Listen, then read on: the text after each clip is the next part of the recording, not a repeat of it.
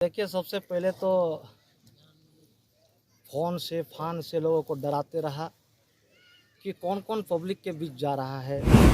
गोड्डा जिला के eastern cold fields Lalmatia के द्वारा जमीन अधिग्रहण के मामले में ललमटिया के तलझारी में बीते दिन प्रशासन और ग्रामीण के बीच झड़प देखने को मिली थी, जहां प्रशासन के द्वारा लाठीचार्ज किया गया था और ग्रामीणों के द्वारा तीर चलाई गई थी। इस झड़प के दौरान प्रशासन के जवान और ग्रामीण के लोग भी घायल हुए थे। इस घटना को लेकर भाजपा के पूर्व विधायक काला मरंडी और भाजपा नेता सूर्य नारायण हांसदा ने क्या कुछ कहा, आइए सुनते हैं। सच्चाई तो यह है कि कल मैं अंतिम समय में यहाँ आया था और संभवतः मैं ये कह सकता हूँ कि मारपीट की घटना को मैंने अपनी आँखों से नहीं देखा, बल्कि जो भी वीडियो वायरल हुए हैं उसमें हमने देखने का, खंगालने का और उसको समझने का भरसक प्रयास किया। और जब हमको जानकारी दी गई कि इस तरह की घटना घटी है तो मैं तुरंत अपने घर से साइड चला आया। लोग वहाँ इकट्ठा थे, बैठे हुए थे, तो फिर तथ्य को समझने का मैंने भरसक प्रयास किया कि आखिर ये घटना कैसे घटी।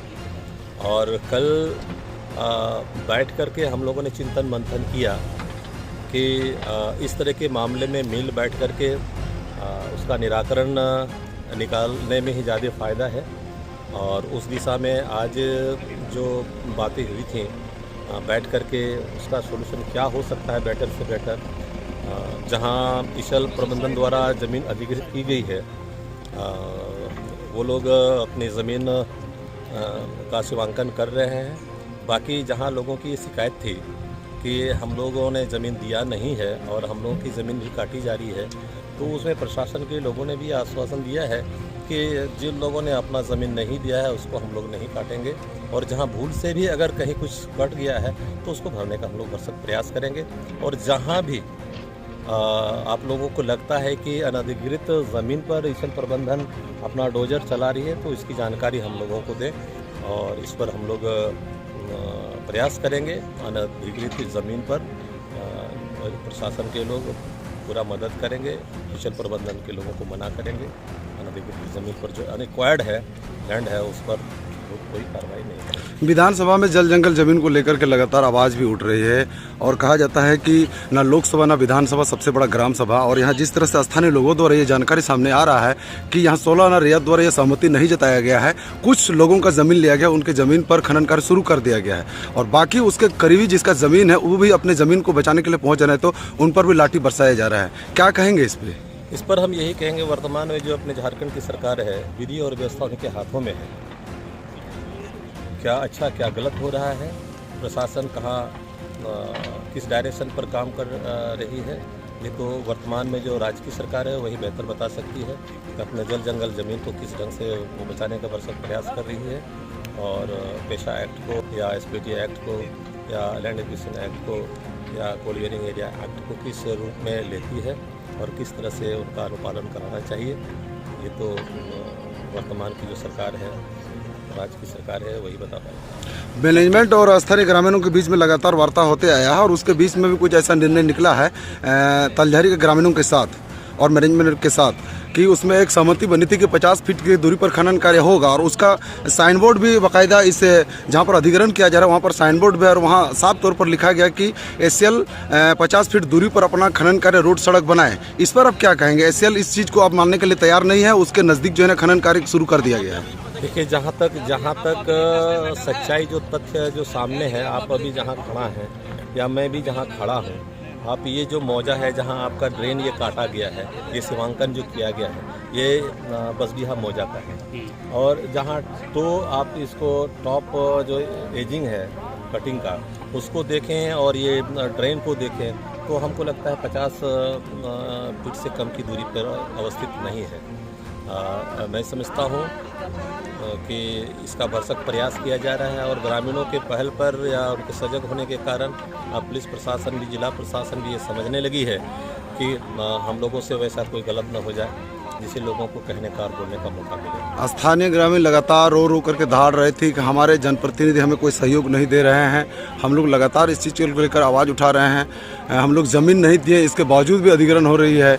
आप भी एक आदिवासी एक जनप्रतिनिधि हैं, पूर्व में भी आप इस बुरे विधानसभा में रह चुके हैं, यहाँ के आदिवासी जो रोते बिलखते नज़र आ रहे हैं उनके प्रति आप क्या कहेंगे? हमारा तो ये कहना है, जब मैं विधायक था और अभी मैं विधायक नहीं हूँ। जब जब किसी भी क्षेत्र से इस तरह की बातें आती है तो मैं भरसक वहाँ पहुँचने का भरसक प्रयास करता हूँ।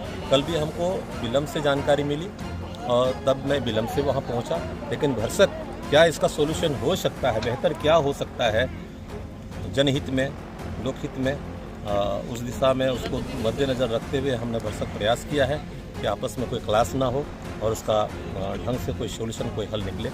अभी झारखंड में सरकार जेएमएम की सरकार है, हेमंत सोरेन है। लगातार इस पार्टी के लोग जल जंगल जमीनी की दुहाई दे करके जो है ना कि विधानसभा में जाते हैं। अभी झारखंड के मुख्यमंत्री हेमंत सोरेन है, क्या कहेंगे इसके बारे में? ये उन लोगों के लिए सिर्फ कहने की ही मात्र है। जल जंगल ज़मीन को बचाने वाली सरकार है और जो खुद जल जंगल ज़मीन को अपने कब्जे में सब जगह ले रही है, अपने नाम पर कर रही है, तो ऐसे में उन लोगों से जल जंगल ज़मीन।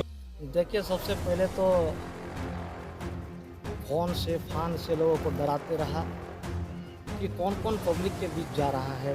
भेंडा वालों को साथ दे रहा है, तालधारी वालों को साथ दे रहा है, पहाड़पुर वालों को साथ दे रहा है, कौन से सबको मना करते रहा। लेकिन बात है जब मीडिया में जब आने लगा, फेसबुक में आने लगा, सोशल मीडिया में आने लगा, भाई दर्द तो दर्द है। एक आदिवासी को पिटना, एक आदिवासी लड़का को पिटना, एक नारी शक्ति को पिटना, ये आम चीज़ नहीं है भाई।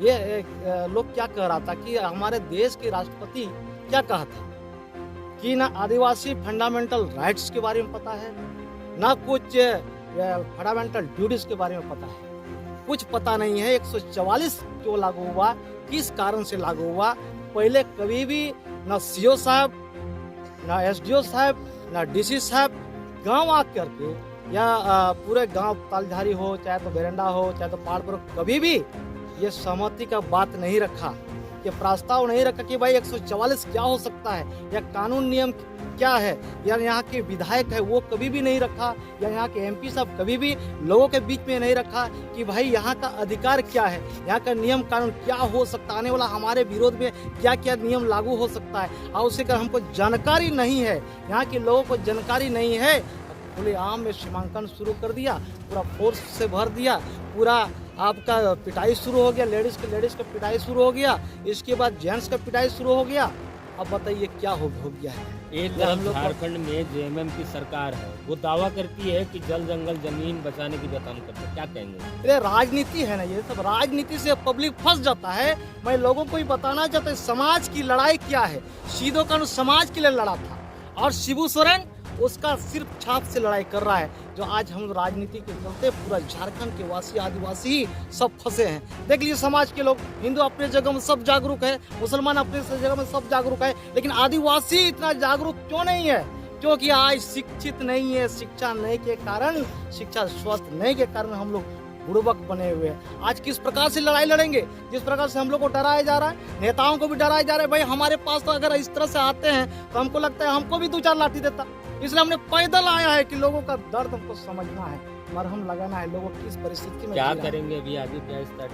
अरे बाबा अभी तो हम लोग तो विचार करिए ना, क्या करेंगे नहीं करेंगे, लेकिन इतना डरा के, इतना पिटा के, भाई आपको 144 लागू किया है, 17 को केस आपने लोड करा दिया है, लेकिन हम भी तो आपके ऊपर केस लोड कर सकते हैं, जो आप क्लियर साफ शब्दों में ये दिखाई दे रहा है मीडिया में, सोशल मीडिया में, हम भी केस करते हैं, हमको पता नहीं है, लेकिन आपने आपका राइट्स भी नहीं है, हमको पकड़ के पीट सकते हैं, पकड़ के हत्या कर सकते हैं, आप गोली चला सकते हैं। हमने तो कुछ नहीं किया, आपने दिखाया भी नहीं हमने कुछ क्या किया, हमने तीर तो नहीं चलाया, पत्थर तो नहीं चलाया, कभी गोली तो हमने नहीं चलाया। लेकिन आपको ये समझना चाहिए भाई, इसकी व्यवस्थाएं हैं लगी हुई भाई, हम लोग भी समझदार है, ऐसा थोड़ा है नहीं समझेंगे, लेकिन पहले से ही आपने 144 से पहले से ही आगाह कर देना चाहिए। हर गांव में 144 लागू हो रहा है, इस नियम ये है, हम आप यहाँ नहीं जा सकते, लेकिन आपने जो जमीन लिया है, आपने आज गिरफ्तारी किया है, 5-6 लोगों को आपने अब तक नहीं छोड़ा, क्यों नहीं छोड़ा? हमको राइट्स के बारे में पता नहीं, क्या तो आपको छोड़ना चाहिए था, लेकिन आप जिसका जमीन भी लिए हैं, चाहे तो मान लिया पूरा एरिया जो सीमांकन किए हैं, उसके अंदर भी हम नई जमीन देने वाला कभी जमीन है, इसको भी आपको कोड दिया, इसको भी आपने कोड दिया, ये क्या होगा? आप ही बताइए क्या होना चाहिए। लेकिन अभी हम लोग ये बातचीत कर रहे हैं, मैं क्या आगे आने वाला समय क्या होना चाहिए, रणनीति क्या बोले। हम अगर जमीन नहीं देते हैं, आप भी लेने वाला कोई नहीं है, लेकिन हम लोग को ये समझना होगा, ये ग्रामीण को भी ये समझना, आपकी जमीन कोई नहीं ले सकता है, कोई नहीं ले सकता है। अगर दे दिए ये गड़बड़ की स्थिति बनेगा। अपने लोगों का चर्चा है, विषय मैनेजमेंट जिस प्रकार से सीमांकन किया, वह तालधारी का जमीन है, किसी ने जमीन दे दिया, आपने अपना अधिकार, अपना वंशावली तक चेक नहीं किया, वो अपना सिंगल दे दिया, समूह दे दिया। ये चेक कहाँ होगा? चेक भी करने की अधिकार देखने की तो जरूरत है। ये सारी चीजें हम लोग अधिकारियों को कुछ संदेश है यहाँ? बस संदेश यही है हमारा कि हम लोग अपने जगह जमीन हम अगर नहीं देंगे, ग्रामीण अगर जमीन नहीं दे रही है, अब लेने वाला कोई नहीं है। अगर हम सहमति से ही ग्राम सभा में सहमति के साथ ही जमीन देंगे, नहीं तो नहीं दे सकते। यही जगह ग्रामीणों का कहना है।